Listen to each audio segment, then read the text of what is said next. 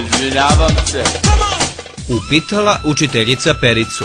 Hajde, Perice, reci mi šta ima srce? Učiteljice, srce ima noge. Jao, Perice, odakle tebi to da srce ima noge? Pa učiteljice, uveče kad idemo da spavamo, tata kaže mami, srce, digni noge.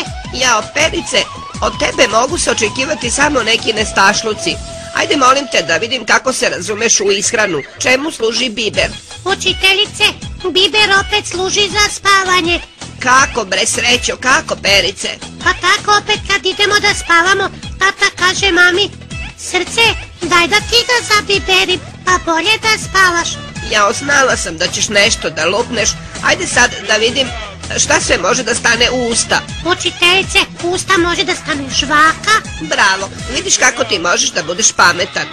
Može da stane lizalica. Tako je, još? I može da stane luster.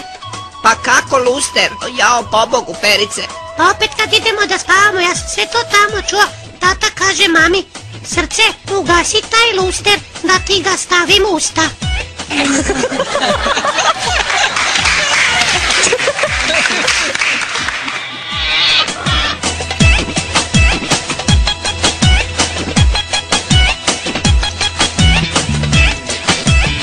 Sede momak i devojka u parku na klupi i sad, pošto nije bio baš stručan za udvaranje, ne zna šta da je upita, a jednog momenta se odluči i reče: Jeli, curo, da li si imala nekog dečka pre mene? Ne, dragi, imala sam